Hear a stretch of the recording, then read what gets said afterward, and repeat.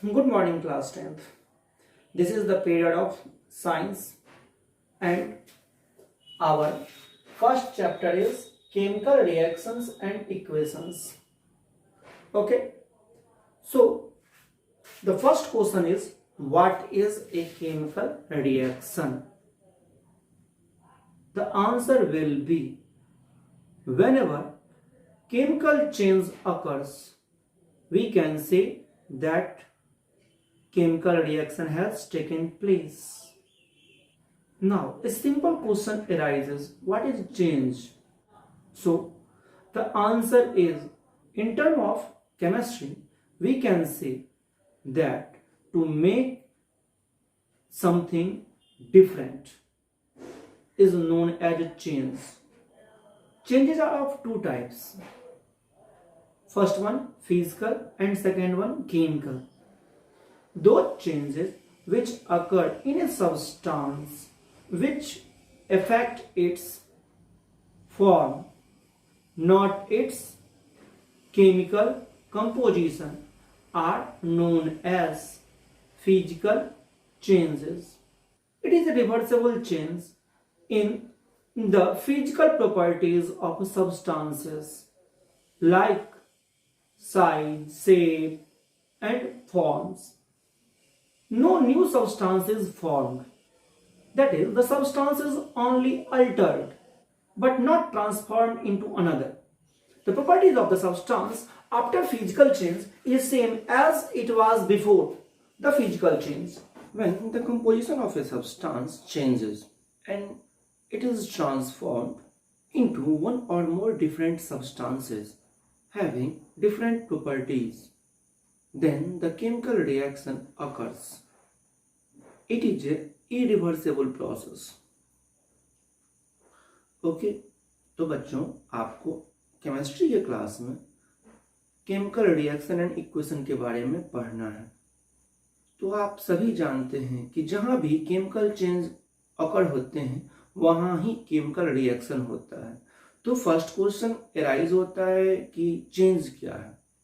Chemistry के अनुसार अगर कोई वस्तु पहले की तुलना में अलग हो जाती है या अलग दिखाई देती है या अलग स्वरूप में हो जाती है तो उसे हम चेंज कहते हैं। आप सबों ने दो प्रकार के चेंजेस को पढ़ रखा है, physical change and chemical change. वैसे चेंज जो कि सब्सटेंस के अंदर में आते हैं और वो उसके फॉर्म को चेंज कर जाते हैं, उनकी अवस्था को चेंज कर जाते हैं, लेकिन उनके केमिकल कंपोजिशन को नहीं, उन्हें हम फिजिकल चेंज कहते हैं। इसमें उन सब्सटेंस को फिर से पाया जा सकता है। अगर कोई फिजिकल चेंज एक सब्सटेंस के अंदर में होता है, फिर से वह सब्सटेंस पाया जा सकता है उसी फॉर्म में, उसी अवस्था में। फिजिकल चेंज एक रिवर्सिबल प्रोसेस है जो कि सब्सटेंस के प्रॉपर्टीज में होता है, जैसे कि उसके साइज में या फिर उसके शेप में या स्वरूप में। कहता है कि इसमें कोई नया सब्सटेंस नहीं पैदा लेता है। मतलब कि अगर कोई फिजिकल चेंज अकर होता भी है तो इससे कोई नई वस्तु नहीं बनती है। दैट्स मीन कि सब्सटेंस केवल अल्टर्ड हुए हैं, न कि ट्रांसफॉर्म हुए हैं into another. Okay, for example आप वाटर को ले सकते हैं। वाटर अगर फ्रीज कर देते हैं तो आइस में कन्वर्ट कर जाता है और उसे गर्म कर देते हैं तो फिर वाटर बन जाता है। तो यह एक रिवर्सिबल प्रोसेस है। जबकि कुछ चेंज ऐसे होते हैं जिनमें सब्सटेंस का कंपोजिशन चेंज हो जाता है और यह एक या एक से अधिक सब्सटेंसेस में कन्वर्ट कर जाता है, जो कि बिल्कुल नए होते हैं और इनके पास बिल्कुल नई प्रॉपर्टी होती है। तो हम कहते हैं कि यहाँ केमिकल चेंज अकर हुआ है। यह एक प्रकार का इरिवर्सिबल प्रोसेस है। मतलब कि जो सब्सटेंस नए सब्सटेंस में फॉर्म कर गया हुआ है उसे हम उसी अवस्था में फिर से नहीं प्राप्त कर सकते हैं। According to your NCERT book, consider the daily situation of your life and think what happens when milk is left at a room temperature in summer season. That's mean कि NCERT बुक के अनुसार आपको पता करना है अपने daily life से कि क्या होगा अगर हम मिल्क को गर्मी के महीने में छोड़ देंगे। सेकेंड दिया हुआ है, एन आयरन तवा, पैन और nail is left expose to humid atmosphere. मतलब कि क्या होगा जब हम आयरन के पैन को, तवा को या फिर नेल को नमी वाले एटमॉस्फेयर में छोड़ देंगे। Then next, grapes get fermented. That's means कि ग्रेप्स में फर्मेंटेशन हो जाए तो क्या होगा। What happens when the food is cooked, कि जब हम लोग खाना बना लेंगे तो क्या होगा।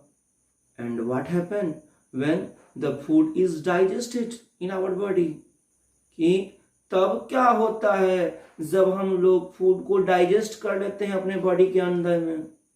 And the last one is what happens when we respire. इन सभी कंडीशंस में नेचर और पहचान उन सभी इनिशियल सब्सटेंसेस के चेंज कर चुके हैं। जैसे कि आपका फर्स्ट केस था कि क्या होगा जब हम लोग मिल्क को समर में छोड़ देंगे। अगर हम लोग मिल्क छोड़ देते हैं तो हम लोग देखते हैं कि वो हट जाता है। नेक्स्ट वन, क्या होगा जब आयरन के पैन को, तवा को या फिर नेल को हम लोग एक्सपोज करके रख देंगे किसमें, तो ह्यूमिड एटमॉस्फेयर में। तब भी क्या होता है, वहां जंग लग जाती है। जब ग्रेप्स फर्मेंट हो जाते हैं तो नो डाउट शराब ही बनती है। जब फूड को कुक किया जाता है तो क्या यह रिवर्सिबल प्रोसेस है कि पके हुए खाने से फिर से हम वो खाना वापस ला सकते हैं, एंड सो ऑन। और बहुत ऐसी चीजें जो इस बुक में नहीं लिखी हुई हैं, एंड बहुत ऐसे एग्जाम्पल्स जो आप अपने डेली लाइफ में देखते हैं। आप इन सबों में देखते हैं कि अगर एक बार जो चेंज अकर हो जाता है उससे वही चीज हम वापस नहीं पा सकते हैं। जैसे कि आपने आटे से रोटी बनाई, क्या आप अब रोटी से आटा बना सकते हैं, या जिस प्रकार के फॉर्म में पहले से आटा था वो बन सकता है, नहीं बनाया जा सकता है। तो ऐसे बहुत सारे प्रोसेसेस हैं जो कि रिवर्सिबल नहीं है, वो सब केमिकल चेंज होते हैं, या हम लोग कहते हैं कि वहां केमिकल रिएक्शन अकर होता है। तो बुक में भी कहा गया हुआ है कि whenever a chemical change occurs, then it is said that the chemical reaction has taken place. Now you are able to define change, physical change, chemical change, and something about chemical reaction too. Okay, then you have to write down it in your notebook. Okay student, now the period is over.